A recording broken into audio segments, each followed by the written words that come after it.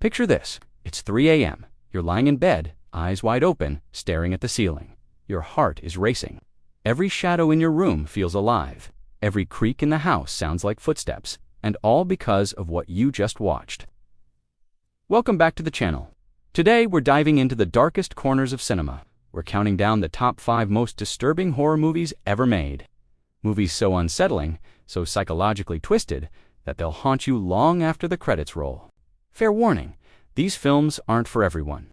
They push boundaries, they challenge your comfort zone, and they explore themes that most movies wouldn't dare touch. So if you're easily disturbed, maybe click away now. But if you're brave enough to continue, let's begin our descent into nightmare territory. We're starting strong with the French extreme horror film Martyrs from 2008. On the surface, this movie begins as a revenge story. A young woman named Lucy tracks down the people who kidnapped and tortured her as a child. But what starts as a straightforward revenge tale quickly spirals into something far more sinister and philosophical. What makes Martyrs truly disturbing isn't just the graphic violence, though there's plenty of that. It's the film's exploration of suffering itself. The second half takes a dark turn into territory that questions the nature of pain, transcendence, and what lies beyond death. The movie introduces a secret society that believes extreme suffering can create martyrs who glimpse the afterlife. Here's something chilling. Director Pascal Laugier wanted to create a film that left audiences genuinely shaken, and he succeeded. The movie is split into 2 distinct halves, and many viewers report the second half being nearly unwatchable. Not because of poor quality, but because of its relentless brutality and hopelessness. The ending remains one of the most debated in horror history. What does the final whisper mean? What did she see? The film refuses to give you easy answers, leaving you to wrestle with its implications long after it's over. Martyrs forces you to confront uncomfortable questions about the human capacity for cruelty and our obsession with understanding death. It's not entertainment, it's an endurance test. But what happens when horror doesn't rely on torture or gore, but instead crawls inside your mind and makes you question reality itself? That brings us to number 4. Hereditary burst onto the horror scene in 2018 and immediately divided audiences. Some called it a masterpiece. Others walked out of theaters. But no one could deny its ability to disturb. The film follows the Graham family after the death of their secretive grandmother. What unfolds is a nightmare of grief, mental illness, and occult horror that destroys this family from the inside out. Director Ari Aster crafts a story where you're never sure what's supernatural and what's psychological breakdown. What makes Hereditary so deeply unsettling is how it weaponizes family trauma. There's a scene early in the film involving a car ride home from a party that is so shocking and unexpected that audiences audibly gasped in theaters. But it's not just that moment, it's everything that comes after. The grief, the guilt, the slow unraveling of sanity. Toni Collette's performance as Annie Graham is phenomenal and genuinely terrifying. The dinner table scene where she explodes at her son is raw and uncomfortable in a way most horror movies never achieve. It feels real, and that's what makes it horrifying. Here's some dark trivia. Ari Aster wrote the screenplay while dealing with his own family issues. He poured real anxiety and trauma into the script. The result is a film that feels personal and invasive, like you're watching something you shouldn't be watching. And that clicking sound, the one Charlie makes throughout the film, that tongue click became iconic. But it's also a sound many viewers reported hearing in their heads days after watching. That's the power of Hereditary. It doesn't just scare you, it infects you. Hereditary showed us how horror can live inside family dynamics. But what happens when the line between reality and nightmare blurs completely? When you can't trust your own eyes? You'll see in number 3. We need to talk about Irreversible. This French film from 2002 is notorious, and for good reason. Directed by Gaspar Noé, Irreversible tells its story in reverse chronological order. It opens with the aftermath of a brutal revenge and works backward to show you how he got there. The structure itself is disorienting, but that's just the beginning. This film contains one of the most harrowing and difficult-to-watch scenes in cinema history. A single-take assault sequence that lasts nearly 10 minutes.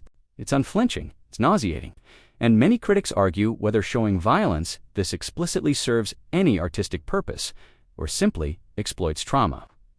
But here's what makes Irreversible truly disturbing, beyond that scene.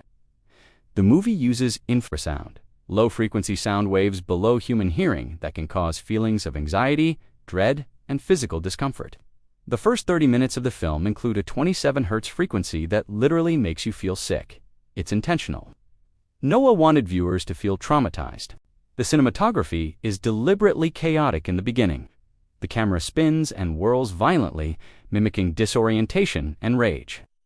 Some viewers have actually gotten physically ill watching it. The film came with warnings for photosensitive viewers due to the strobe effects in the nightclub sequence. Here's the thing about Irreversible. It's about the irreversibility of time and actions. Once something happens, you can't take it back. The tagline says it all. Time destroys everything. And by showing the story backward, Noah forces you to watch happiness and love while knowing the horror that's coming. Or rather, that's already happened. This isn't a movie you watch, it's a movie you survive. Irreversible showed us how cinema can physically assault an audience. But our number 2 pick takes a different approach. It burrows into your subconscious through imagery so bizarre and dreamlike that your brain can't process it. Get ready for a journey into pure, surrealist horror. David Lynch's Eraserhead is unlike anything else on this list. Released in 1977, it's not traditionally scary. There are no jump scares, no gore, but it's deeply, profoundly disturbing in a way that's hard to articulate. The film follows Henry Spencer, a man living in a bleak industrial wasteland who discovers he's fathered a severely deformed baby. What follows is a descent into nightmarish surrealism that defies explanation. The baby, if you can call it that, is one of the most unsettling creations in film history. It's unclear if it's even human. What makes Eraserhead so disturbing is its atmosphere of sustained dread. Everything feels wrong. The industrial soundscape that drones throughout the entire film creates constant anxiety. There's barely any dialogue, just oppressive sound design and disturbing imagery that feels like being trapped inside someone else's nightmare. Here's some fascinating trivia. David Lynch has never revealed how the baby was created.